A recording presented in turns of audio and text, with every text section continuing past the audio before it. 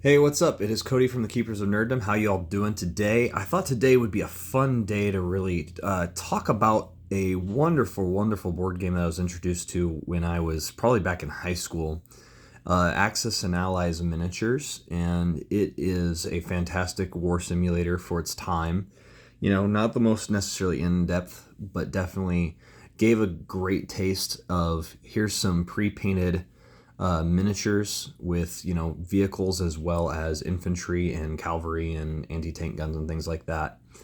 But the pre-painted was fantastic. One thing you'll notice is sometimes these size comparisons are a little bit off. That armored car in the middle is massive compared to some of these. Granted, it probably would be bigger than some of the tankettes, but still, it's rather large. But I thought today let's actually talk through and ask the question: are these actually represented very well in the game itself? And so we are going to take two groups today because they're pretty small.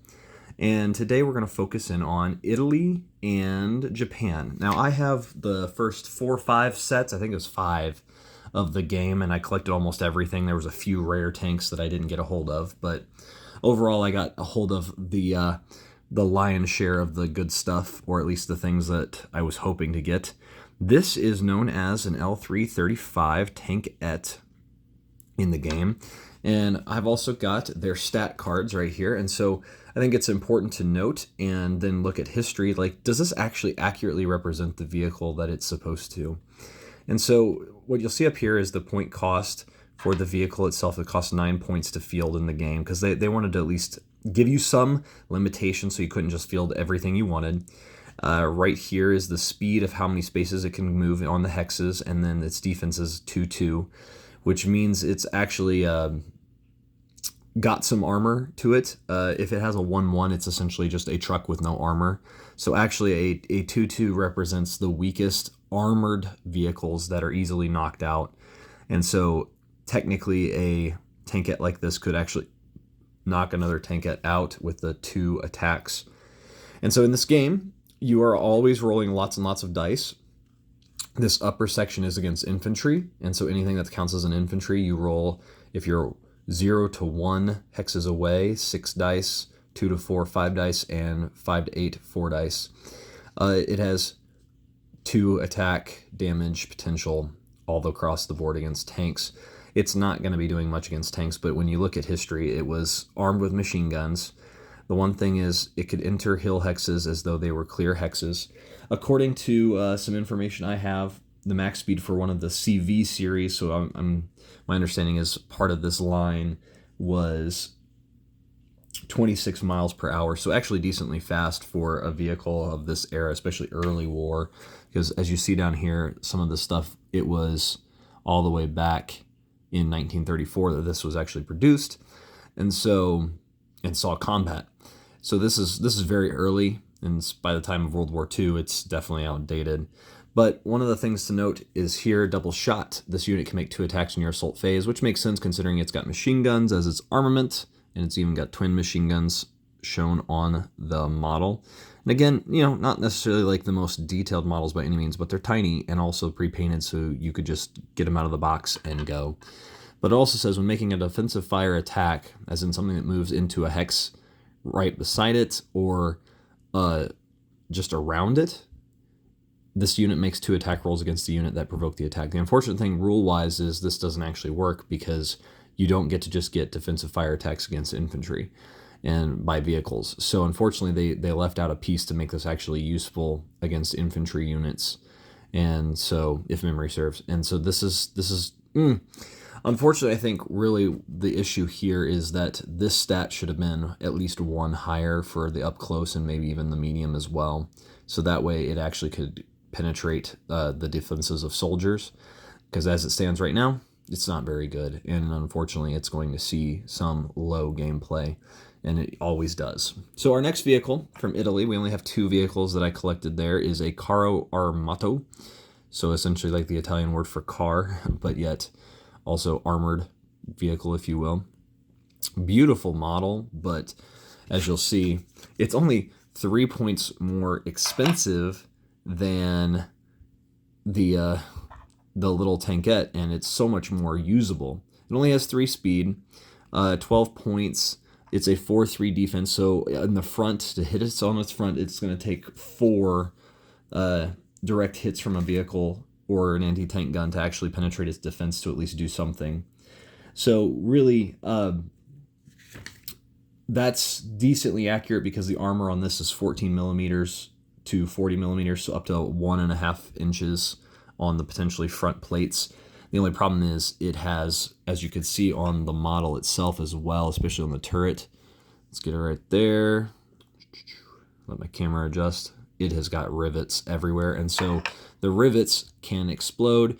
It has a really good attack against infantry with machine guns. I think that's a little high for this kind of a vehicle. Anti-tank, it's really not bad for this cheap of a vehicle. Actually, this is really good for how cheap of a vehicle this is. But overlapping fire, this unit can make defensive fire attacks against soldiers, and this is exactly what I was talking about, that it has to have something like this to actually get defensive fire against soldiers, so that little tankette, not any good. Highly flammable. When this unit receives a damage counter, roll a die. On a 3 or higher, destroyed immediately. So in this game, a vehicle has 3 hit points. It's disruption, damage, and then destroyed. And so once you get hit 3 times, you're gone. Or if you get, like, say something fires at you, and if it hits your defense, then it disrupts you. If it goes above your defense by 1, it damages you. And if it doubles your defense with 1 shot, it destroys you. So a big gun can one-shot things like this. This vehicle was, if memory serves, it was prone to fire, but also the issue of just rivets. So for point cost, this actually is a really good vehicle. Really, it probably should be more and really represent the fact that Italy is not a good faction in World War II at all. And so they really struggle to produce tanks. And honestly, the stats on this gun-wise, I think, is a little strong. Machine gun, very strong, which is funny considering a machine gun should have a almost set pattern of attack, and that's not always reflected, as you'll see here in a moment. So we move actually over to one of the more large factions as far as World War II. We go to Japan itself, and Japan is fascinating because Japan goes really, really weird because they are fighting a island hopping war against the U.S. as the U.S. comes towards them after Pearl Harbor and whatnot. And so a lot of their vehicles and whatnot are designed for a very different battlefield with sand and lots of forested places and whatnot. So you didn't want necessarily massive vehicles, and so they're building for a very different type of battle. The Tekhe Tankette. It is a 7-point cost vehicle. It's got 4 speed. Now, one thing to note, and Japan is very bizarre here again too, because Japan, again, just does not, let me set this right here. Let me look it up a little bit, because Japan is very, very weird. And I don't have all of the tanks of Japan put up here, and also they have, well, I have all the ones from my collection, but unfortunately they didn't come out with every vehicle of Japan. But the Tekhe Tankette was armed with a 37 millimeter gun, very, very tiny 2-man tank, 4 millimeters to 16 millimeter armor, and it's got a 2-2 defense. And so it's very much like the Tankette as well, no defenses, but it does technically have armor, so they give it at least a 2, which makes sense. Against infantry, it's not going to do jack diddly squat because it's basically useless on that, and that actually makes sense considering from everything I can see information-wise, it doesn't have machine guns. It just has this 37 millimeter cannon, and so the attack here is very, very low. This thing, for 5 points less than the Carro Armato, with no abilities to speak of, good or bad, it's literally just kind of there to plink at small things that maybe don't have very much defense and have high attack. This thing could actually be a nuisance, but this is one of those vehicles you don't really want to use, but is also, I think it decently accurately represents, if not maybe even dropping that down to a 5, the Tankette itself. Just not a good vehicle, and that's okay. That's what it should be. So the next one we have is the Type 89. Let me see if I have it. Yeah, it is the Chi-Rho. The Chi-Rho. And the Chi-Rho Type 89. This one's a little bit bizarre because it looks really big, and I'm guessing size-wise it actually has a crew of 4, so it is bigger, but as you'll see that there are times where the size comparisons don't actually match up entirely, because I don't think it would have been this large. But it looks very much like a Samua type vehicle, something almost World War I-esque as far as design, especially with those back metal pieces to keep it out of trenches. So very much a old school design. Is that technically a machine gun in the back as well? Not sure, but it's a Chi-Rho. All right, so speed of 3, 7 points as well, 2-2 defense. So again, only goes up to 17 millimeters, so barely any armor. Very, very, as it says, obsolete by 1939. This thing was really a World War I carried over design, and it's from a Vickers commercial design, the medium Type C. And so they adopted the Type C in 1929, and so they based all this off of the Vickers medium Type C. So obviously this is not really a World War II type tank, but it's still being used potentially in some limited fashions. It does have a 57 millimeter gun, and obviously it's going to struggle with a lot of other things. The anti-infantry, pretty good. You know, that's not bad. If you get up to the 8s, then all of a sudden you have a 50-50 shot of at least disrupting an infantry, and all infantry have is 2 hit points. So if you even just go 1 above their defense, you kill them. Anti-tank wise, this is bizarre because the let's just look at this for a second. The Tekka Tankette with a 37 millimeter has potentially 6 hits up close versus 5 here, and then otherwise they're the same. But this is a 57 millimeter. It's a low velocity, granted, but that's still a much bigger shell. And so always keep in mind that if it's a high velocity round, it can be a much smaller round and then penetrate armor that normally it wouldn't. But it's just kind of interesting to note that this thing just doesn't feel like it's accurately represented in some way. It does have limited anti-armor performance, so something about the low velocity meant it just didn't hit well at all. But it does have the machine gun that points out the back of the turret. I did confirm that, so that's really cool. But trench crossing, this unit can cross streams without making a movement roll, so those things help it cross things as well. Weak suspension, this unit must make a successful movement roll to enter hill, hex, except along a road. I think overall, this decently accurately represents this. It's a vehicle you're not going to want to take very often, but it is kind of fun just to field it. It's entertaining, and this is a rare, so this is a rare vehicle. You can see the little star right there. And yeah, pulling this, you go, well, dadgummit, I guess this is whatever. So there's the Chi-Rho. We have the Type 87 armored car. I don't know that I have anything about this one because it's a little bit different and weird, but we can talk about it. Of 2-2 defense, 3 of speed. Again, similar in scope for the machine guns, but ironically, at medium range, they decided that it deserved 1 less on its machine gun armament. So it does say high gear 3, if this unit makes its entire move along a road, it gets +3 speed. So it can go really fast when it's on a road. Kind of cool. Thin wheels, this unit can't cross streams or enter marshes except along a road. I really appreciate that attention to detail, because this is the Type 87 armored car. It's the most ridiculous thing, and it's sized really large. But the one thing that really aggravates me at times when the game, and I both like it and hate it at the same time, is Strike and Fade. Strike and Fade 1, in your assault phase, this unit can move at speed 1 after attacking. So if you get to go first before your opponent, and then you get to attack first, then you can Strike and Fade. You can shoot and then move 1 space back and get out of firing range.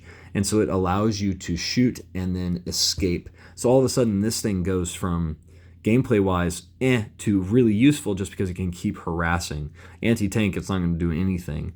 But against infantry, it could harass. But overall, would you use this? Probably not.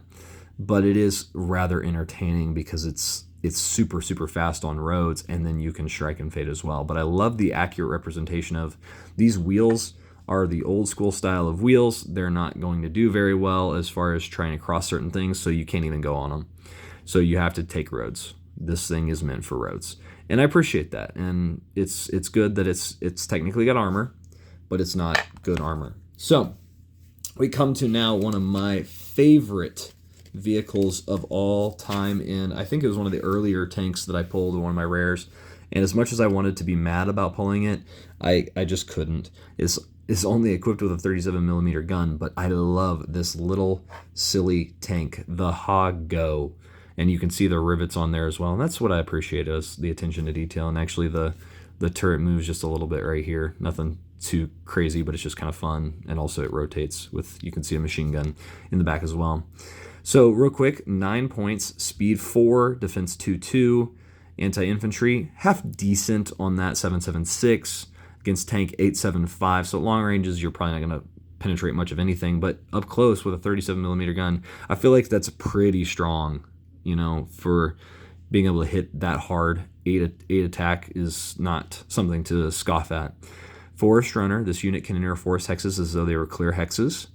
This vehicle, poor suspension, can't enter hill hexes except along a road, and I really love it whenever they represent accurately, or at least to some extent, a vehicle from this era saying it had problems, and we want to represent that and talk about that. Forest Camouflage. While this unit is in a forest hex, it automatically succeeds at cover rolls against long-range attacks. So it can still be disrupted, but it can actually protect itself at long range from being attacked, which is really cool. So you can just harass with this little vehicle. And I just remember pulling it and just going, what a fascinating concept of a vehicle. Like, really, this is hilarious and interesting and weird. And this is a perfect kind of tank that at first when I was studying this game, I was like, man, Japan is just terrible. But then you realize they're designing their vehicles again for a very different type of war. It's not necessarily a great tank, but you also thankfully are going up against things that are more lightly armored, such as a Sherman, compared to like heavier vehicles. So as long as you could hit in the right spot, like toward the rear of a Sherman, especially if you were hiding, you could actually get through some things. And so what's funny is my understanding is two things about the Ha-Go. This had no like electro, I can't remember what it's called, but electric turret. So it was not, the turret wasn't turned by electric or mechanical devices. It was hand turned. So the person inside of this in the turret would actually physically turn this thing. So imagine being on any sort of hill and trying to turn that turret would be just pure torture, on top of being torture anyway. But also apparently they lined this with asbestos for cooling it down inside. And so, stuff that we've found out later that's very, very bad for you. So yeah, overall, very weird. Apparently some later production models had the 37 millimeter gun replaced by a 57 millimeter, but as far as we can tell on this, it's probably the 37 millimeter version, potentially. But overall, I love this little tank. It only goes up to 12 millimeters of armor, so it makes sense that the defense is 2-2. Just to say, yes, it does have armor, but it's not any good armor. Again, not a great vehicle, but it actually has the ability to penetrate some bigger vehicles, and I love it for that. This is the kind of vehicle that you get excited to play with because they're goofy and fun. And then you come to these kind of things that are they're just kind of sad. And very sad. We need to talk about this one. This is an amphibious tank. I appreciate that they have them, and unfortunately they were an uncommon. And I bought a bunch of boosters back in the day of this, the stuff that this came from, and yeah, they're terrible. But they are, I'd say, terrible in an accurate way of some sort. So speed of 3, 2-2 defense, so very little armor again. I'm guessing again, kind of 37 millimeter gun. Machine gun represented here. Bad version of a 37 millimeter, not going to do much. Amphibious, this unit can cross streams without making a movement roll. This unit can enter lake hexes as though they were double cost terrain hexes. So it actually is allowed to go across lakes, which is really cool for just the realism of it. I love the concept here, but overall this tank is not one you ever want to field, especially when the Ha-Go is just a better option. It's faster. It has a little bit better stats, just a little bit, and this could hide a little bit better. So overall, don't typically see this play much, but the fact that it exists, really neat, really neat. So I appreciate the attention to detail there. Let's talk about the Chi-Ha, and their little flavor text, and I love that about this game. This vehicle could defeat light tanks with its 57 millimeter gun, but it wasn't strong enough to defeat the Sherman. So apparently, even the 37 millimeters would struggle against the Sherman, but with a 57 millimeter, you would still struggle. So obviously, a 37 millimeter Hago, unless it could hit something on the rear, is not going to penetrate very well. But overall, it's kind of bent. Poor guy. And machine gun, I'm guessing, on the back. First off, just what a beautiful model. What a good paint job as far as the armor or the camo. I love the little Japanese flag. It's a little off-centered there, but overall just really pretty. Now let's see how that one turned out over there. Yeah, that one turned out way better. Beautiful. And the rivets as well. Really cool. So speed of 3, defense of 3-3. So saying in this case that the Chi-Ha has a little bit better. And let's see. So it goes up to 33 millimeters, almost an inch and not quite an inch and a half, but 1.3 inches. Decent, but better than where it was. 57 millimeter, or it did sometimes have a 47 millimeter, and that was a high velocity anti-tank gun, 47 millimeter.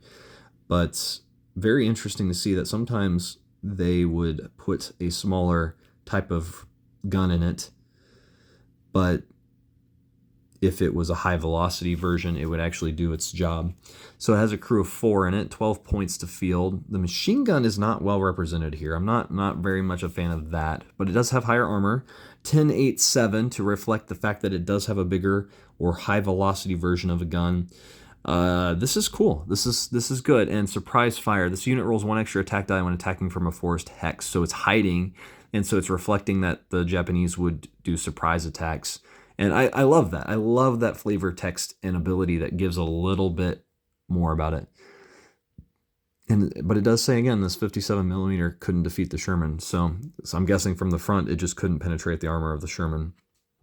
But getting to a roll 1 extra die doesn't sound like a lot, but that 10 going to 11 just means that even a 4 defense or a 5 has a much higher odds for you to actually penetrate. So overall, I would say in general, this is accurately represented. I appreciate that the armor only goes up to 33 millimeters. If anything, I'd almost drop the defenses down to 2 for the rear, because it goes down all the way to 8 millimeters. So obviously something was wrong with the rear. So that's the one thing I'd say might need to be changed a little bit, and the machine gun as well. So, because if you're going to have a machine gun reflected on here, then it should be decently reflected in general. So the next 2, I don't know that I have a whole lot of information on, because they were some of it was towards the end of the war. This is a Ho-Ni, which was a Type 97 tank with a 7.5 millimeter anti-tank gun. So it was the chassis